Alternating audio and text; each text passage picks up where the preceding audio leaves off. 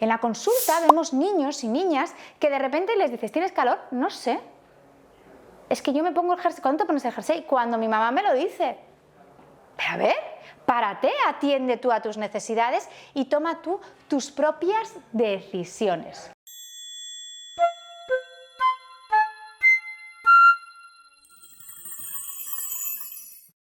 Nos interesa muchísimo que nuestros hijos y nuestras hijas no sean manipulables. A nadie le apetece que venga cualquiera y les diga tienes que hacer esto y hagan sí, sin haberse pensado las consecuencias que tiene. Sobre todo cuando luego hablamos, que llegan a la adolescencia y bueno, pues que pueden tomar algunas decisiones que son más complicadas. Para esto es fundamental trabajar el pensamiento crítico desde que son bien pequeños. ¿Y cómo vamos a empezar? Bueno, pues vamos a empezar trabajando la lógica con ellos, que se paren a pensar y a razonar las cosas. Y esto pensaremos diciendo, bueno, ¿a qué edad lo vamos a hacer? Pues desde bebés. Cuando son bebés, ¿cómo trabajamos la lógica con ellos? Pues por ejemplo con los típicos juegos que son de apilar las fichas y entonces la lógica en este momento para un bebé es muy importante de cuál es la ficha que tiene que ir abajo para luego poner la otra encima, la de abajo tiene que ser más grande y la de arriba tiene que ser más pequeñita porque si no ahí se me van a caer o vamos a tener fichas de colores y según van creciendo les decimos ahora las organizamos por colores, ahora las organizamos por tamaños, ahora las organizamos por formas. O los típicos juegos de encajar, de aquí va un cuadrado, si intento meter el círculo no me cabe. Bueno, pues esto que nos parece como tan básico, juegos de bebés que todos y todas tenemos en casa y hemos visto, son fundamentales para trabajar la lógica.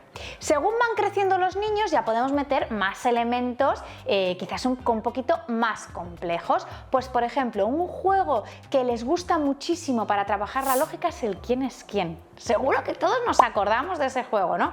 ¿Es chico o es chica? Chico. Me paro, pienso, ¿a quién tengo que bajar? ¿A los chicos o a las chicas? Claro, a ver, los niños su impulso es chico, chico, bajo a los chicos. Espérate, para y razona. Si bajo a los chicos y yo estoy buscando un chico, ¿va a quedar arriba o va a quedar abajo? Bueno, pues otro ejemplo de juego con el que trabajar la lógica. Y sobre todo, lo fundamental ya no solamente va a ser tener esos juguetes, esos juegos con los que trabajarlo, sino utilizarlo en nuestra vida cotidiana. Es decir, en todo momento, en lugar de decir las cosas son así, porque yo lo ordeno y mando, bueno, sabemos que este tipo de educación no funciona. Los niños y las niñas funcionan muy bien cuando les explicamos las cosas, cuando les explicamos el porqué. Y hay veces que también les tenemos que preguntar a ellos, pues por ejemplo, cuando vienen y nos cuentan que han tenido un problema en el colegio, les escuchamos y además hacemos una escucha activa, es decir, te miro, si hace falta me agacho para que mis ojos y tus ojos estén a la misma altura, si es una cosa complicada te toco para favorecer ese contacto físico. Y en lugar de darte la solución, porque yo aquí soy un padre y una madre muy entregada, que lo que quiero es ahí que no sufras, espero y digo, ¿y tú qué crees? ¿Cómo crees que lo podríamos solucionar? Pues por ejemplo, es que no me han dejado jugar en el recreo hoy mis amigos. Anda, bueno, primero te escucho, te pregunto cómo te has sentido, válido, es normal que estés triste, ¿cómo se nos ocurre que lo podríamos solucionar? Espero a ver si tú me das ideas y si no yo te doy pistas, pero no te doy la solución.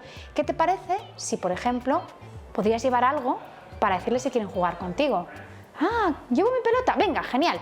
Mañana te llevas la pelota, incluso podríamos ir algo más y hacer, si vemos que es un niño o una niña un poquito más tímida, más insegura, hacer lo que los psicólogos llamamos un role-playing, es decir, un teatrillo. Venga, yo soy tu amiga, a ver cómo me dices, ¿quieres jugar conmigo a la pelota? ¿O quieres jugar conmigo a los coches, a la muñeca? ¿O quieres jugar conmigo al pilla-pilla? En todo momento les vamos diciendo, ¿y tú qué crees? ¿Cómo lo arreglarías? Y si no, yo te voy dando pistas. Es fundamental también dejarles que decidan, que aprendan a decidir por ellos mismos y por ellas mismas, algo que es fundamental. Nos paremos a pensar, nuestra vida está llena de toma de decisiones. Algunas no son tan importantes, como por ejemplo, ¿qué me he visto hoy? ¿No? Cuando llevo ahí, pues desde que me levanto por la mañana, pero a otras es de a qué me voy a dedicar, qué carrera voy a estudiar, qué es, ¿no?